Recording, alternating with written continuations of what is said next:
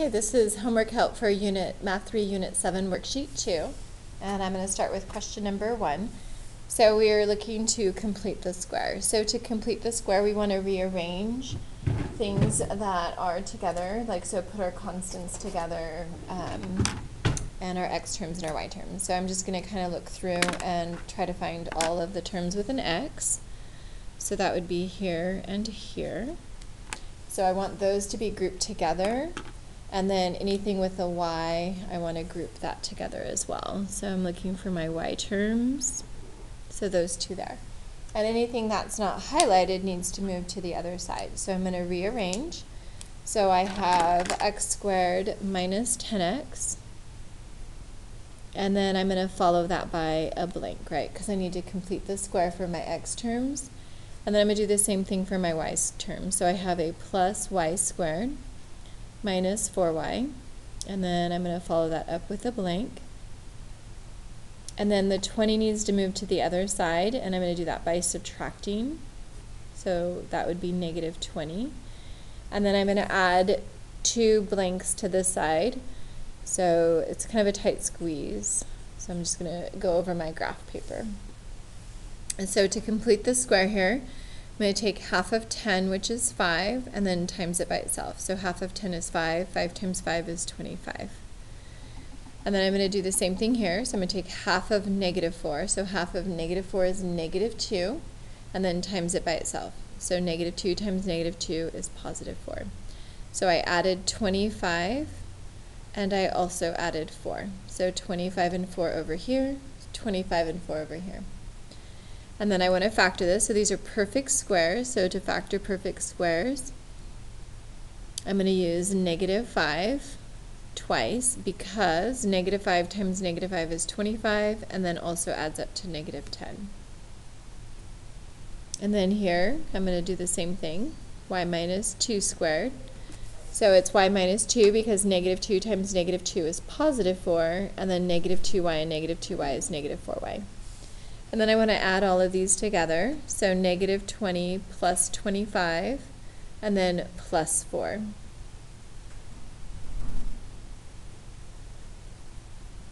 And then now that my square is completed, I want to find my center. So my center is going to be alphabetical order, so x before y. So I'm going to use positive 5 because I want to use opposite, and positive 2. And then my radius, I want to take that number, and I have to take the square root of that. So then the square root of 9, which is 3. So then I'm going to go ahead and graph that. So my center is at 5, 2. So I'm going to go over 5. And then up 2. And then my radius is 3. So I'm going to go left 3. Right 3, and then up 3, and down 3, and then connect for my circle. All right, and then let's take a look at question number 3. So I want to rearrange. So I'm going to go ahead and subtract the 8x and the 2y over to the other side and put that in the right order.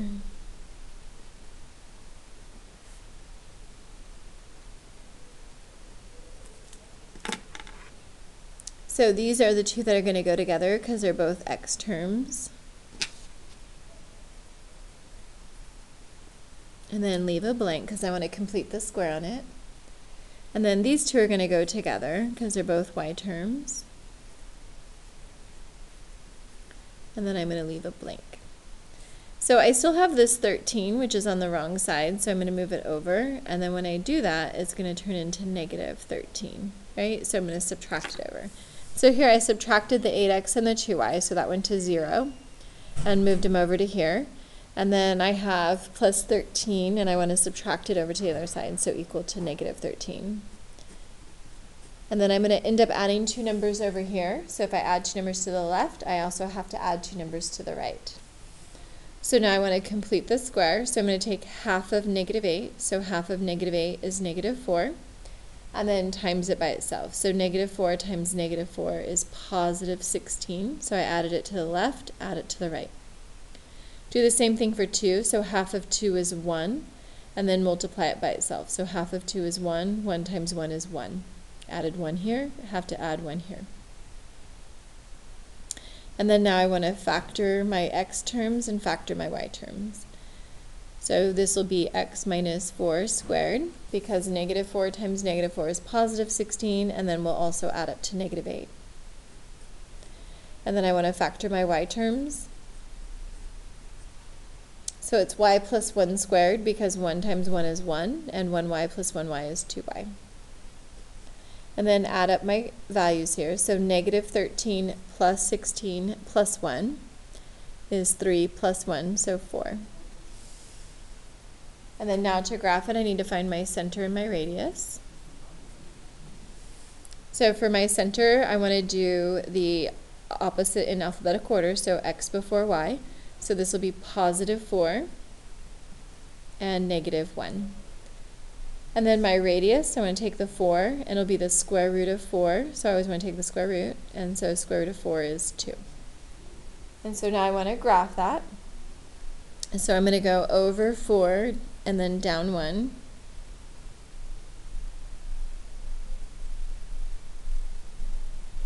And then my radius is 2, so I'm going to go up, down, left, and right 2. So up 2, down 2, left 2, and right 2. And then connect for a circle. Okay. All right, and then let's take a look at question number 5. So for this one, I don't have anything with the x squared, so there's no other x term, so I don't have to complete the square here, which is good. And then my y terms are already together, but I'll need to find my constant, and then I want to add 12 over to the other side and add just one constant this time.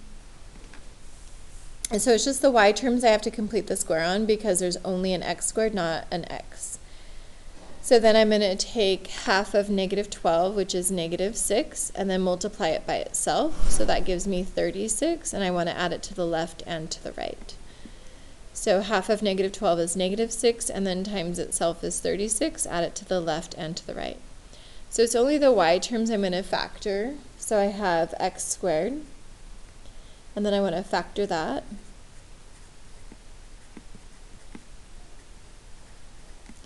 And so half of negative 12 is negative 6, so negative 6 times negative 6 is 36, and then when I multiply that out, it would give me negative 12y as well. And then 12 plus 36 is 48. So then for my center, alphabetical order, x before y. So I'm not adding anything to x, so that would be 0. And then for my y term, I'm going to do opposite, so positive 6. And then for my radius, I want to do the square root of 48. And so 48 is not a perfect square. So if I want to graph that, I need to have an approximate radius, right, to be able to graph it. So I know for 48, if I did 7 times 7, that gives me 49. So I know it's going to be a little bit under 7, right? So the square root of 49 is 7. So it'll be a little smaller than 7. So it'll be, 6 point something to be able to graph it. So when I do my radius, I'm just going to approximately go between 6 and 7. So my center is at 0, 6, so over 0, up 6.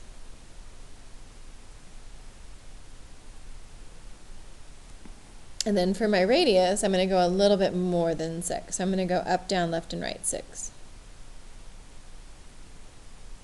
Or a little more than 6.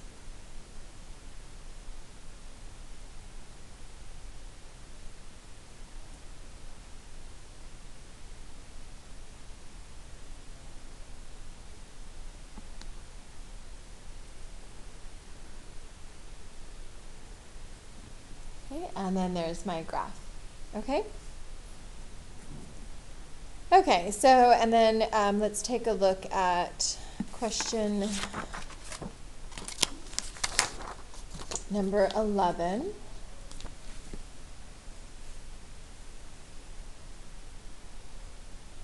Okay, so for this one right here, so I want to rearrange it. So I'm going to subtract the 16x and add the 5y.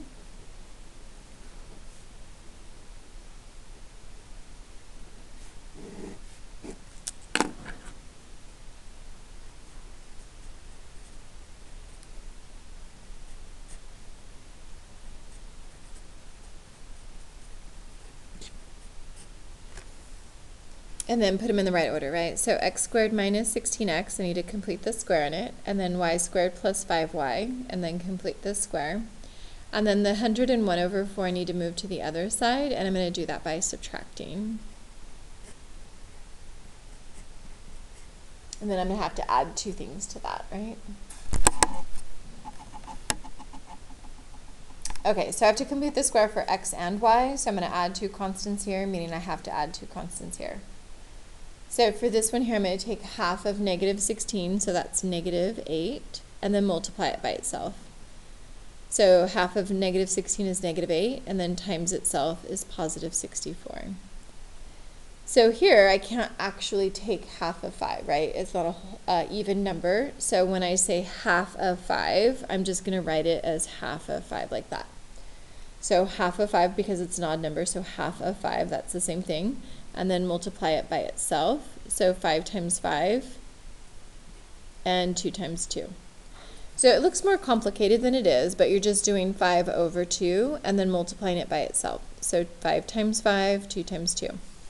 So I added 64 and 25 over 4. And then I want to factor here. So I'm using negative 8 because that's what I did here, but negative 8 times negative 8 is 64, and negative 8x and negative 8x is negative 16x. And then factor here. Again, it's because of the numbers up here, that's where I'm getting these numbers from. And so 5 over 2 times 5 over 2 is 25 over 4, and then 5 halves plus 5 halves is 5. And then now to add these over here, I'm actually going to add these two together first since they have a common denominator. So I'm going to do negative 101 plus 25. Scoot that over. So I'm adding these two together first because they both have denominators of 4. So negative 101 plus 25 is negative 76, and then I can reduce that. So 76 divided by 4. Let me do that really quick. So that would be negative 19. So then these two added up to negative 19, and then I still have to add that to 64.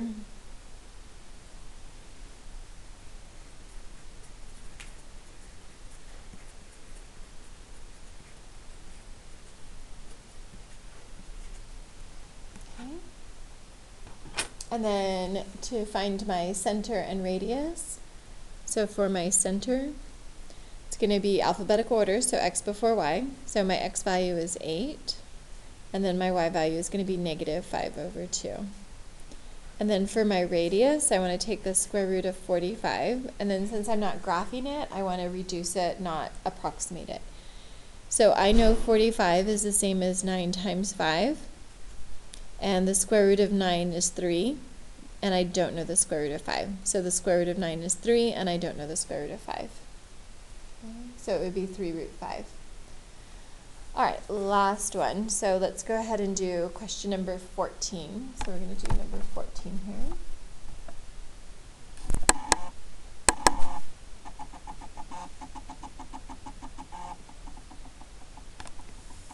Okay, so for 14 it says to show that the circle with this equation is a dilation.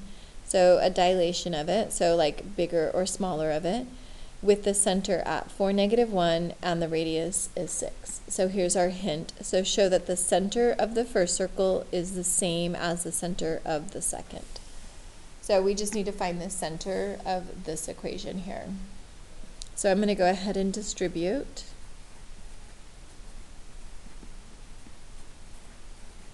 So x times x and x times negative 8, and then distribute here. So that would be y squared and then plus 2y.